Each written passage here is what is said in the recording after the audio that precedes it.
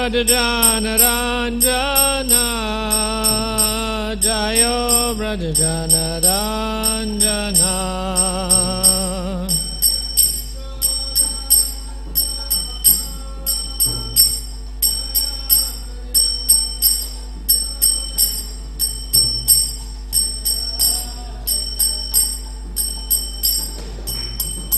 Jaya Yamuna Tira Vanachari, Jaya Kunja Bihari.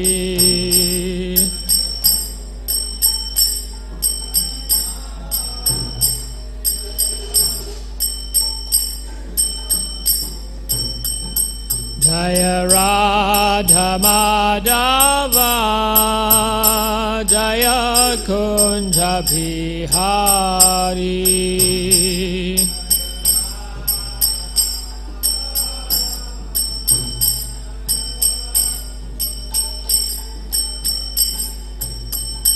Jaya Gopi Jana Vallabha, Jayo Giri Varadari, Jayo Giri Varadari.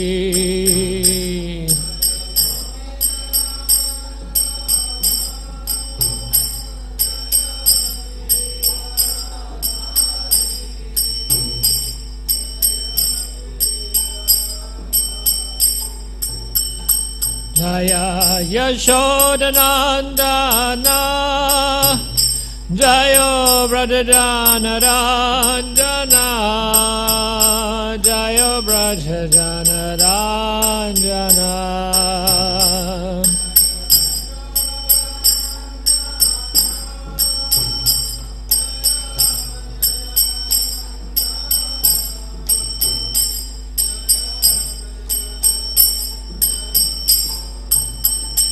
Jaya Yamuna Tira Vanachari, Jaya Kunja Bihari.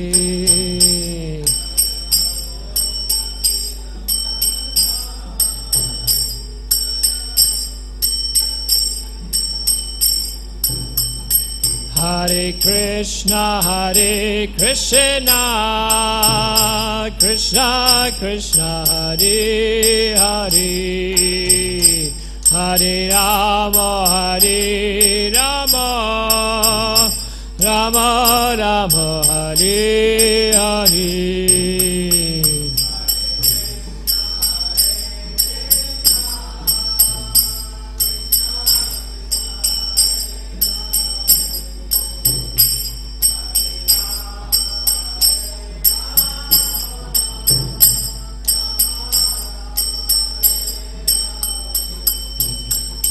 Hare Krishna, Krishna Krishna, Hare Hare, Hare Rama,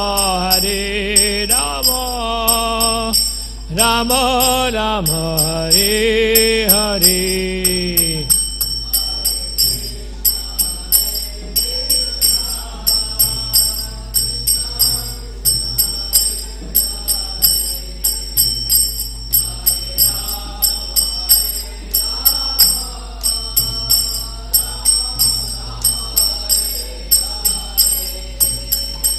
Hare Krishna, Krishna Krishna, Hare Hare, Hare Rama,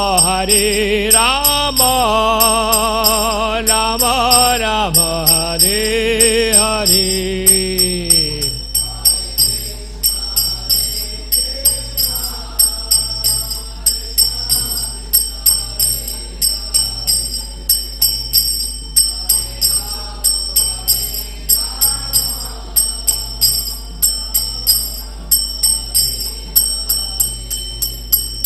Jaya Prabhupada, Jaya Prabhupada, Jaya Prabhupada, Jaya Prabhupada.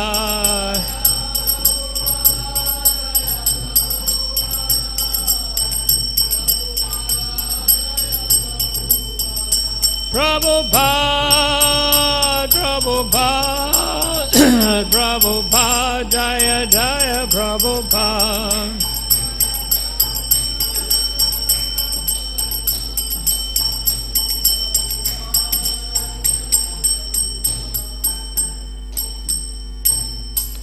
Jai Om Srimad Bhattacharya Stota Stota Shri Srimad A.C. Bhaktivedanta Swami Srila Prabhupada Ki Grantaraj Srimad Bhagavatam Ki Gaur Premanande, all glories Sama devotees, all glories Sama devotees, all glories Sama devotees, all glories to Shri Shri Guru and Shri Gauranga and Srila Prabhupada.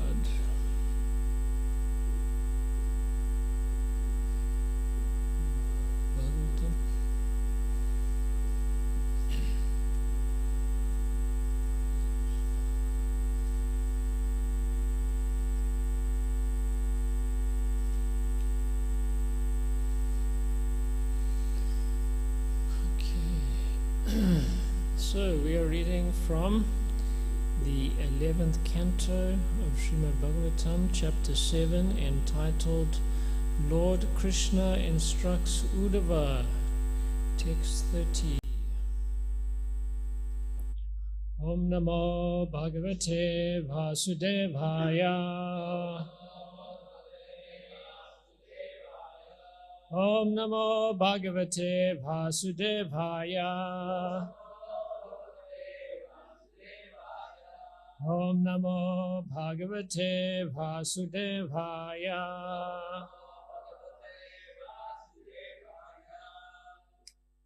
Okay. Tvam hina pricham brahman atmani ananda karanam bruhi sparsa vihinasya bhavate kevala atmanaha. Tvam hina prichitam brahman atmani ananda karanam bruhi spasa vihinasya bhavata kelava atmanaha. Tvam hina prichitam brahman atmani ananda karanam bruhi spasa vihinasya bhavata kevalatmanaha.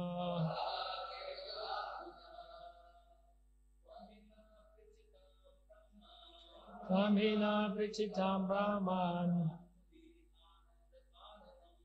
atmani ananda karanam bruhi spasa vihinasya bhavata kevalatmanaha. Tvam hina prichitam brahman atmani ananda karanam bruhi spasa vihinasya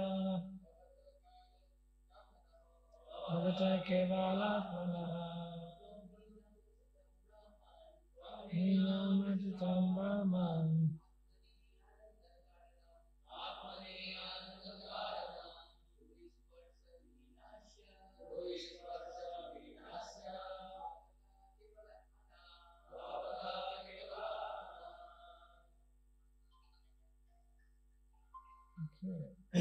Tvam, you, he, certainly, na, to us, Prichatam, you are inquiring, Brahman, O Brahmana, Atmani, within yourself, Ananda, of the ecstasy, Karanam, the cause, Bruhi, please say, Sparsha Vinasaya,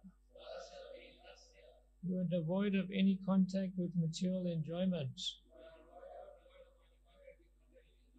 Bhavataha, of you, Kevala Atmana, who are living completely alone. Translation and purport by the disciples of His Divine Grace, the A.C. Bhaktivedanta Swami Srila Prabhupada.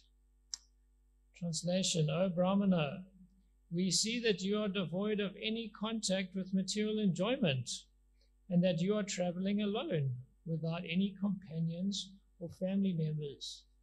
Therefore, because we are sincerely inquiring from you, please tell us the cause of the great ecstasy that you are feeling within yourself. Purport: the word Keval Atmanaha is significant here. Unless one has practical realization of the Supreme Soul and the individual soul who reside together within the heart of every living being, it is very difficult to artificially adopt the sannyas order of life and travel without association of wife, children, or other family members. The nature of the living being is to make friends with others and to offer his love to a suitable person. One who has realized the Supreme Person is satisfied to always carry the personality of Godhead within his heart as his constant companion.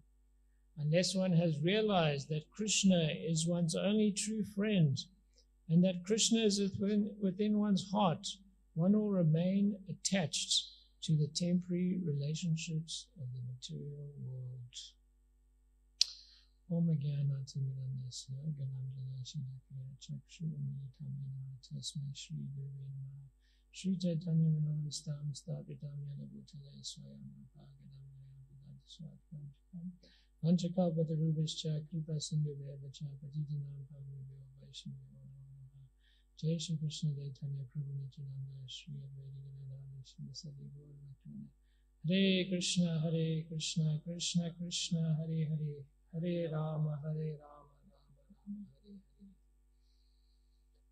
Yes, so we see this Brahmana who's an avaduta, is wandering in the forest alone, full of ecstasy, and this King Yadu is inquiring from him.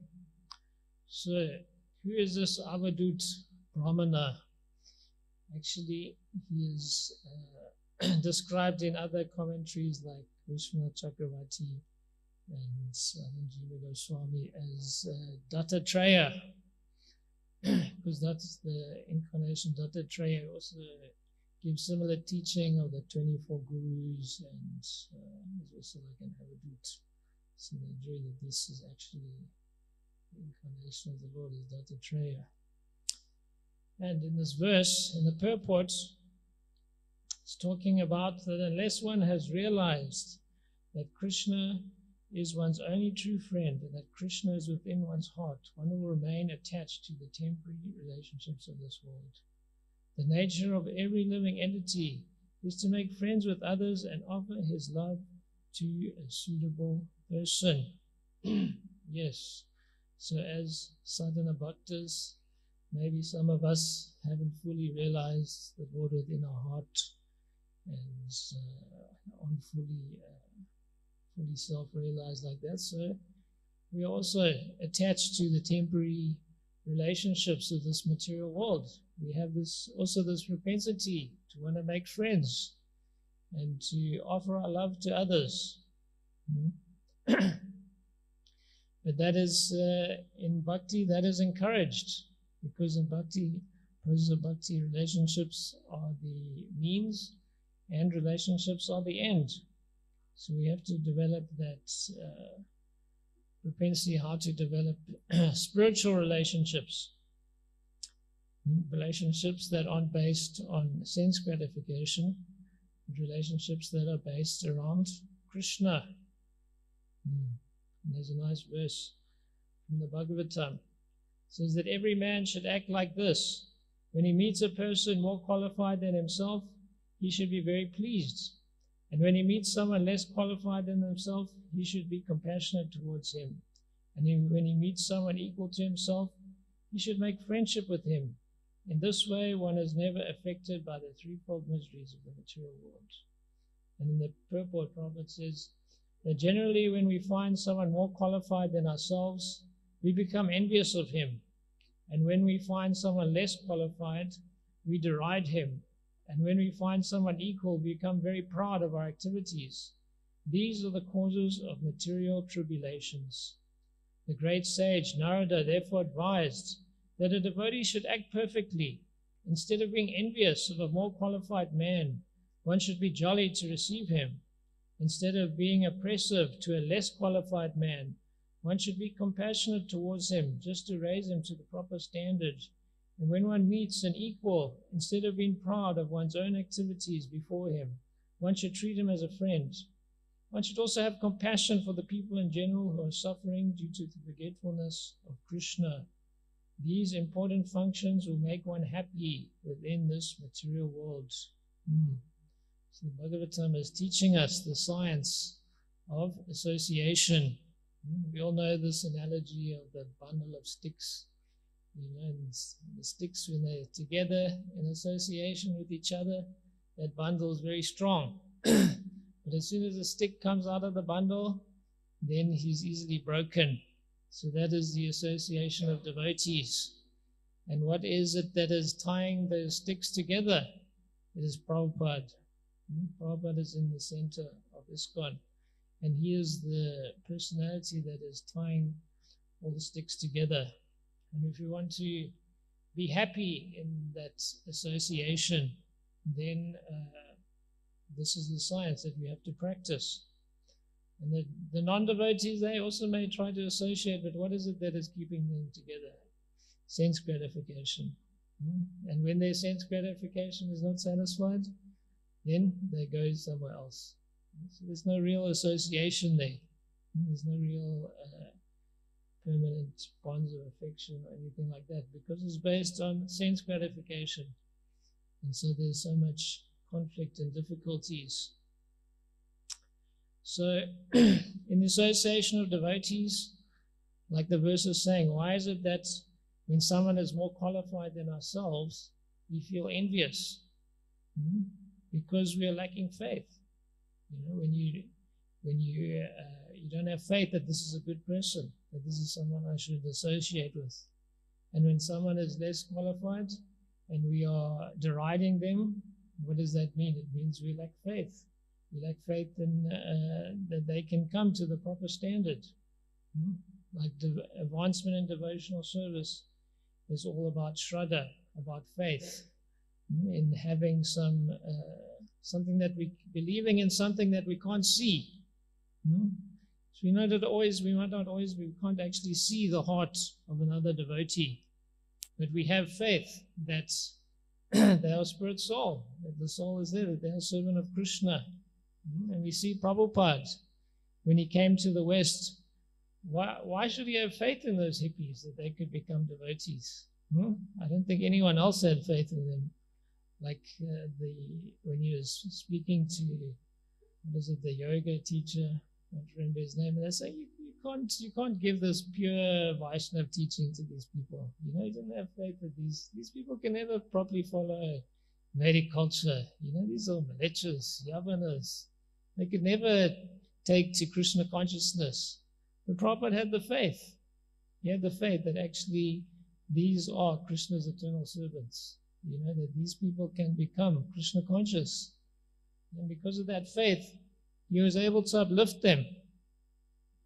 Despite the fact that externally, no reason to have faith in them. No reason at all. Externally, they were dirty. They had so much bad habits, taking drugs, having complete free sexual relationships, and all these things. You think these people are the lowest kind of persons to take to Krishna consciousness. They haven't taken birth in any pious family or anything like that. They're born eating cows. That is their culture they're coming from. And Prabhupada had faith. And he had faith in the order of his spiritual master, that he could deliver these people. So that's what it comes down to. So there's one devotee of Lord Chaitanya, and his name was Kalidas. So Kalidas, he was just a simple devotee. He was the uncle of Raghunath Das Goswami. And he wasn't a big scholar or a big renunciate or anything like that.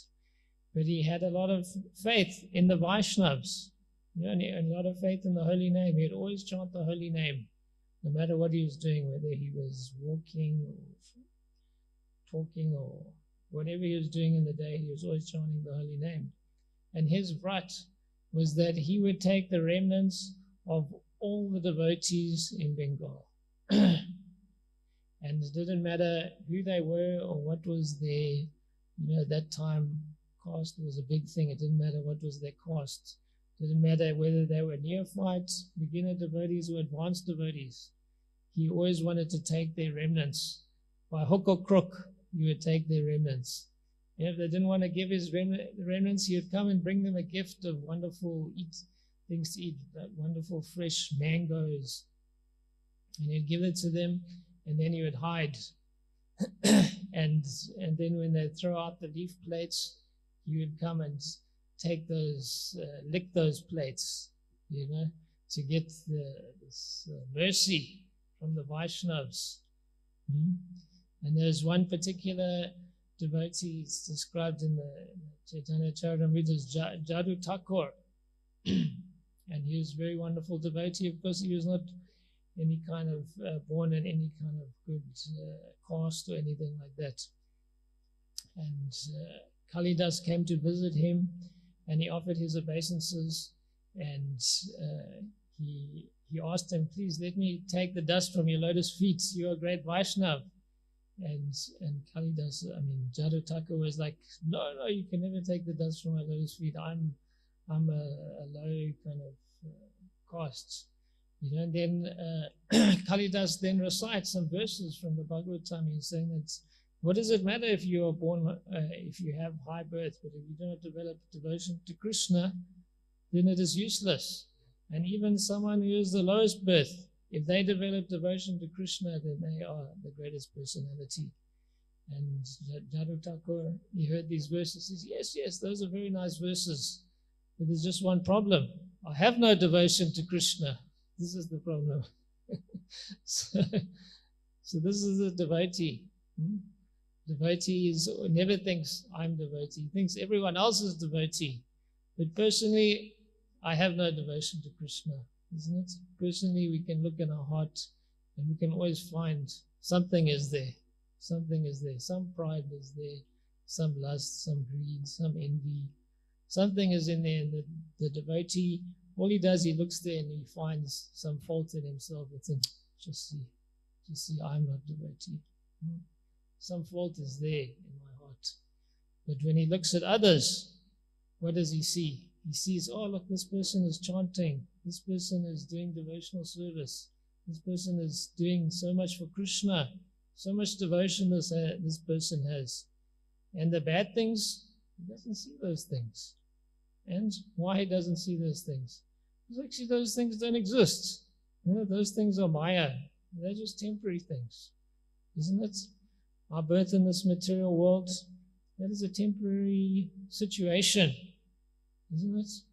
So maybe from our perspective, our many hundreds of births in this world seems like something very significant. But from the eternal perspective, it is nothing. From Krishna's perspective, where many universes are emanating from him, our sojourn in this material world is insignificant. So our entanglement with Maya, that is not real. That is false. It's temporary. It's just a matter of time before we will return back to Krishna. So the devotee doesn't see our entanglement with Maya. He just sees the reality, which is in whatever way that we are serving Krishna. That's what he sees, because that's what's real. So Jadu Thakur, he said, no, you cannot take the dust of my lotus feet. I'm not Vaishnav. I'm not qualified. So then, Kalidas was like, okay, that is okay. I will leave. That is fine. So then Kalidas leaves, and Jadu Thakur follows him and wishes him well. And then, of course, when Jadu Thakur returns, then Kalidas sees, he has left footprints. all the way. So he goes into those footprints and takes that dust from the lotus feet of Jadu Thakur and puts it on his head. And then, of course, he offers Jadu Thakur some wonderful mangoes when he came. He brought him these delicious mangoes and then hid and waited for them to eat the mangoes. So they ate the mangoes, and he brought some banana leaf plates and things, and they ate it and they threw it out in the ditch. And then Kalidas comes out of his hiding place and takes that, he licks those, whatever remnants were there, he licks it off the plate and feels great ecstasy. So this is Kalidas. And then when he goes to Jagannath Puri, and Lord Chaitanya is there, and every day when Lord Chaitanya entered the temple, he would go through the northern gate by the Simhadwara, and before he would enter, there was a ditch where he would wash his feet. And he forbade anyone to take the water that has been washing his feet. No one was allowed. Maybe some of his intimate devotees, by some hook or crook, by some sneaky thing, they would get that water. But if Lord Chaitanya would see, you would not allow. You would never allow anyone to take that. But Kalidas, right in front of the Lord, he comes and takes that water. Takes one gulp. Lord Chaitanya says nothing. Takes another gulp. Still, Lord Chaitanya doesn't say anything. Takes third gulp. Lord Chaitanya, okay, that is enough. So this is great mercy that Lord Chaitanya gave to Kalidas. He never gave to anyone else. And why did he give him that great mercy? Because he had faith in the Vaishnavas. And then later, after Lord Chaitanya left the temple, he went home and he had lunch. And of course, Kalidas was waiting outside to get those remnants from Lord Chaitanya. And again, Lord Chaitanya gave those remnants to Kalidas. So Kalidas got great mercy from the Lord because of his great faith that he had in the Vaishnavas. So it's described that these three substances are very potent to make advancement in devotional service. And that is the dust from the lotus feet of the Vaishnavas, and the water that has washed the lotus feet of the Vaishnavas, and the remnants of the food that is eaten by the Vaishnavas. That when the Lord eats, that is called Mahaprasad.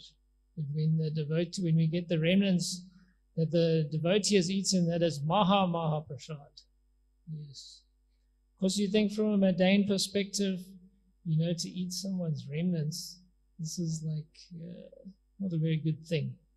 Like, would you go and lick someone else's plate after they've eaten? This is dirty, and the feet are dirty, isn't it? The grime from someone's feet. Does this sound like something very nice from a mundane perspective? Or after they've washed the dirt off their feet, and now you want to drink that water, isn't it? Someone would think you're crazy. For a non-devotee, so I want to drink the water from that person's uses for washing his feet. You tell a non-devotee to think, ooh, this guy is, he's lost it. Pagal.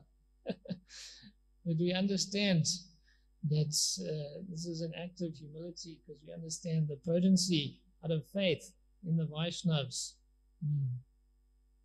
So we should not have, we should be like Kalidas and not have faith that, these are the good devotees and these are the bad devotees based on our, sometimes we have some kind of mundane conception of judging, like someone who's more Brahminical, they might judge in terms of how intelligent the person is or how learned they are.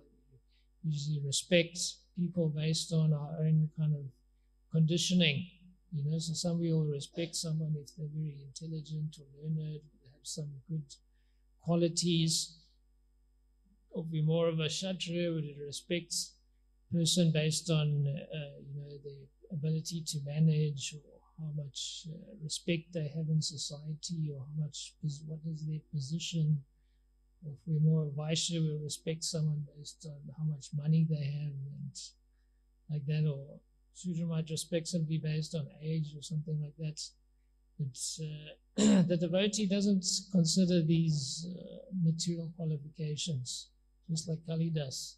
He doesn't consider caste or advancement in devotional service. He had faith in Vaishnavas.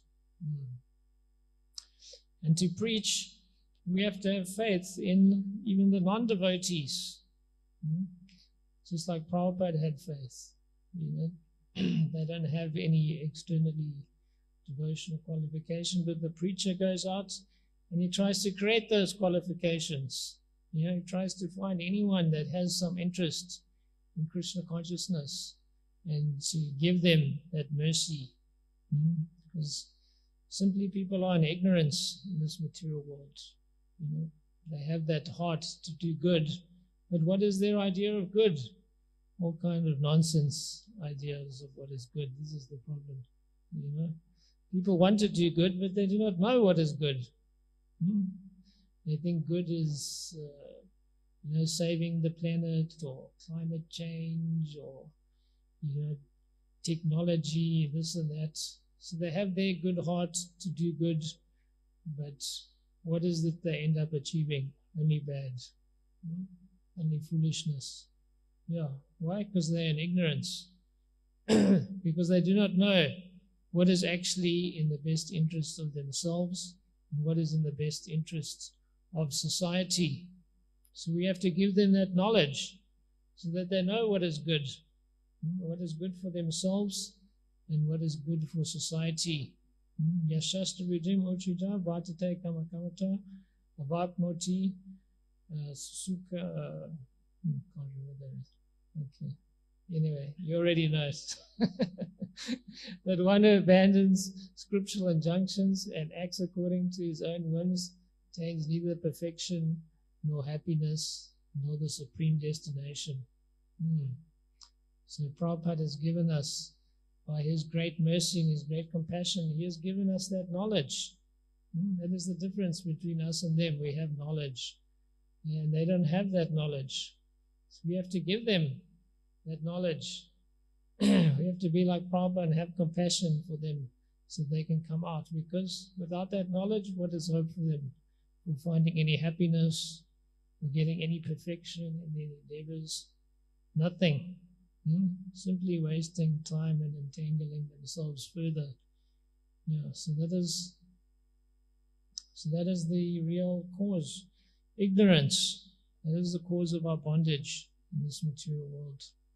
So through great effort and great endeavor, Srila Prabhupada, despite being an old man, he was translating these books in the middle of the night. Even on his deathbed, he was there with the dictaphone. He couldn't hold the dictaphone. He was so weak. Devotees were holding the dictaphone to his mouth, and he was practically with his last breath, he was giving these books. No energy to do anything, no energy even to hold the dictaphone, but still, to the very end, he was giving us this knowledge. So we have to understand that compassion of Srila Prabhupada. And you can see it throughout his life, that kind of theme. All he wanted to do was give this knowledge. First he was trying to start his business so he could get money to go to the West before the order of his spiritual master. That didn't work out. Then he was trying to preach in India so he could get some base going so that he could go to the West and preach. Still didn't work out. So then what happens? He just goes there all by himself. An old frail man who has, even his health is not supporting him. He has heart attacks on the way there. But still, Srila Prabhupada, he just had that incredible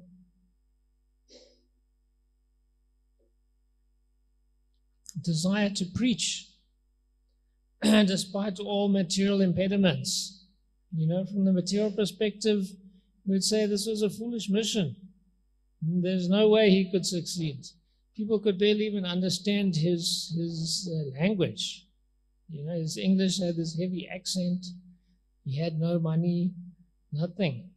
Material perspective, it seemed like this was a doomed mission. But Prabhupada's strong desire to preach, he came to the West, and by the mercy of Krishna, a miracle happened. And he turned people who had zero qualification for taking to devotional service, he turned them into saints.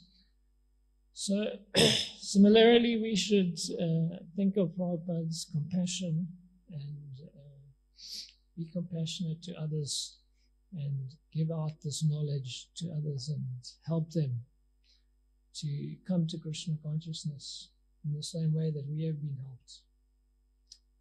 Hare Krishna. Anyone has any comments, questions?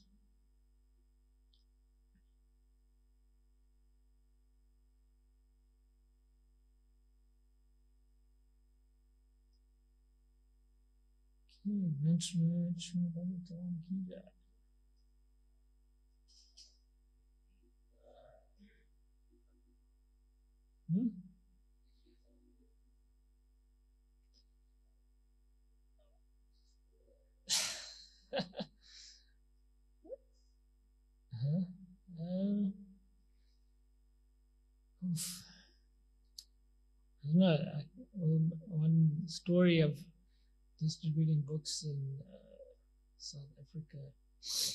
We were traveling Sankirtan, and we're going to an area of South Africa is very Christian.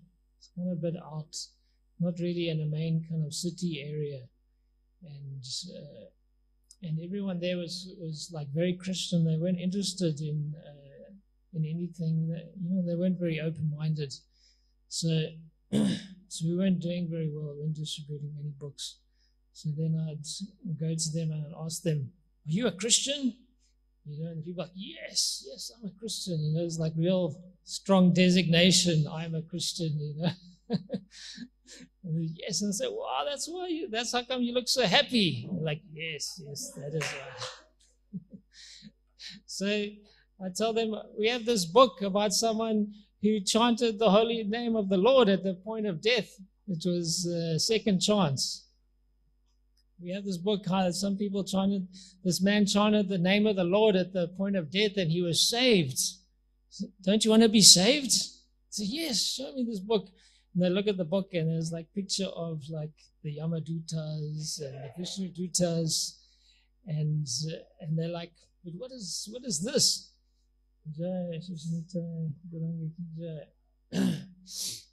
And I told them these are angels. And they're like, these don't look like angels. And I said, have you ever seen angels? No, but so how do you know what they look like? And they said, what church are you from? I'm from the International Society for Christian Consciousness. They're like, what? International Society for Christian Consciousness. And they said, the International Society for Christian Consciousness. I'm like, don't say anything. So say, just give a donation for this book. Like, okay, I'll give a donation. So that's how I was distributing books to the Christians by some hook or crook method. Yeah, so Ajamila is becoming famous in the Eastern Cape of South Africa. Yeah, so that's one story. Hare Krishna. Shri Prabhupada ki jai.